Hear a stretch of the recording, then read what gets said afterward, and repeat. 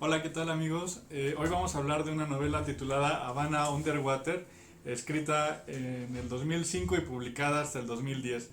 Esta novela es escrita por el cubano Eric Jorge Mota, quien nace en 1975 y en realidad es físico, graduado por la Universidad de La Habana, pero bueno, actualmente se dedica también a conjugar su carrera con la escritura de textos de ciencia ficción.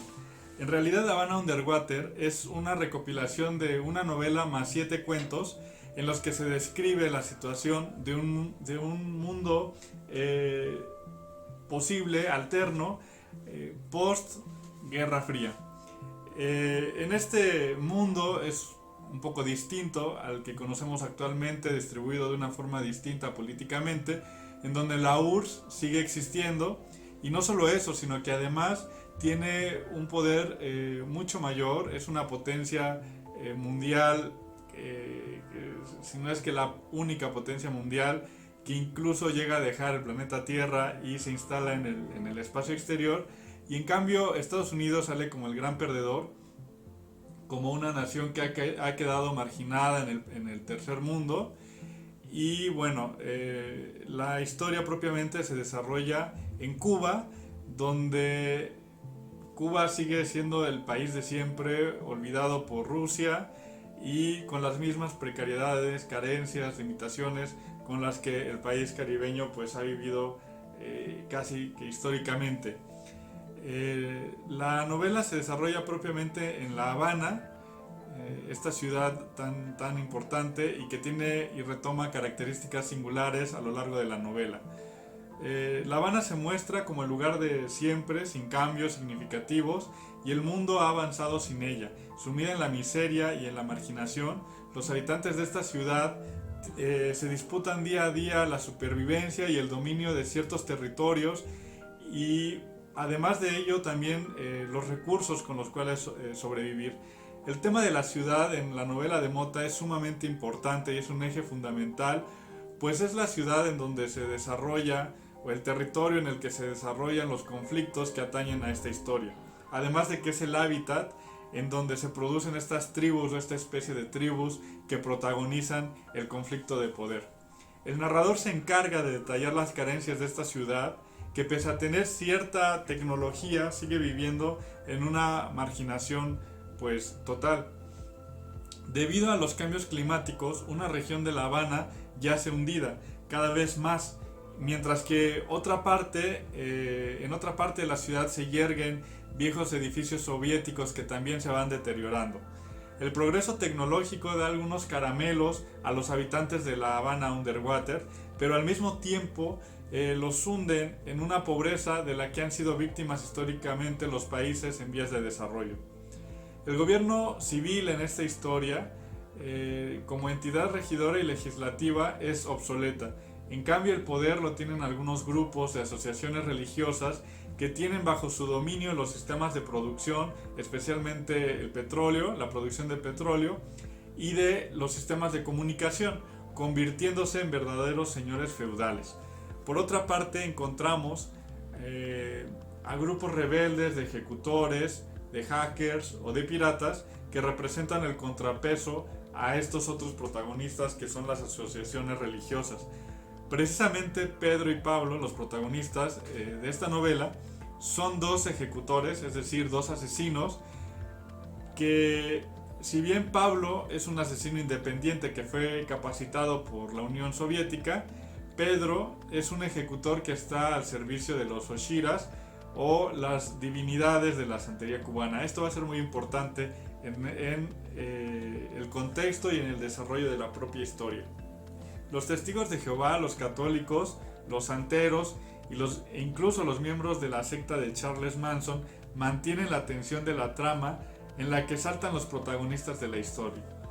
La religión se desvela aquí con todo su poder ideológico y su fuerza política. El mismo Vaticano es aquí llamado Nuevo Vaticano y se reformula como una nación poderosa y armada, mientras que la fuerza predominante en la isla caribeña es precisamente la santería, con su complejo panteón de orishas que circundan a la gran divinidad y que gobiernan la ciudad.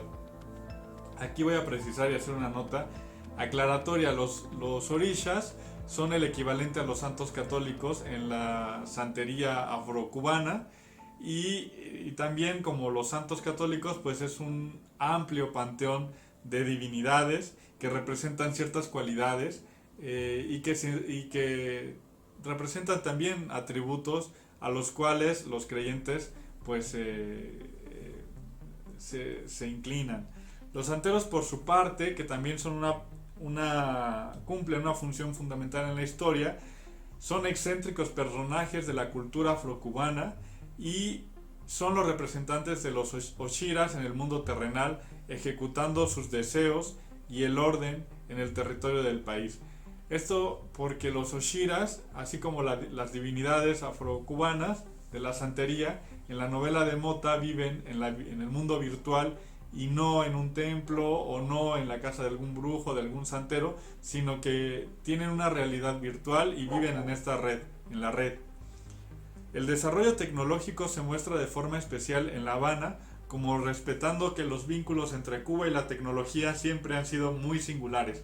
Así pues, el contexto de la novela se hace verosímil cuando encontramos artefactos poco modernos, pero que ayudan a los usuarios a conectarse a esta red global. Al mismo nivel que pueden hacerlo, por ejemplo, los norcoreanos, pero con las limitaciones tecnológicas y económicas pues muy importantes.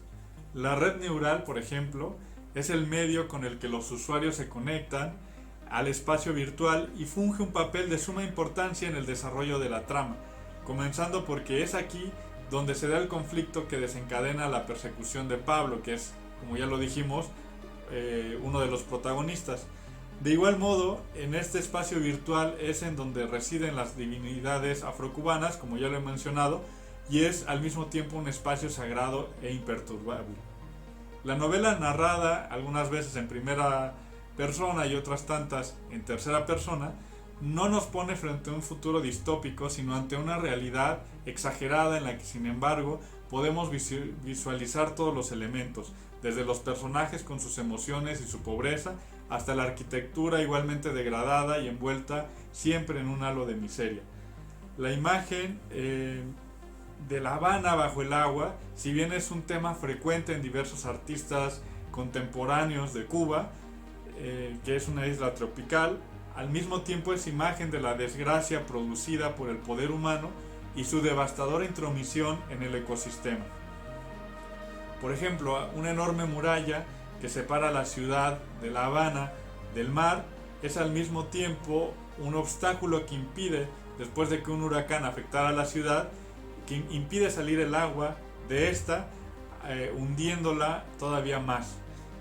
Este paisaje exagera y dota de un dramatismo apocalíptico el margen en el que se da la vida de personas que se conectan a la realidad virtual como quien se conecta al tanque de oxígeno para evadirse de, tan solo por un momento, la realidad nauseabunda en la que se encuentran.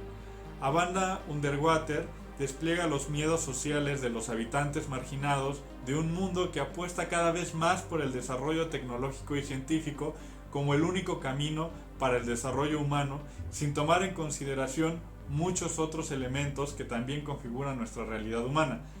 La novela intenta extrapolar la manera de sentir y de pensar de las personas frente al desastre, el mar que rodea el territorio, la amenaza constante que representan los fenómenos meteorológicos o la guerra y que podrían significar la desaparición total de la ciudad. Espacio, si bien paupérrimo, sigue siendo lo único que tenemos.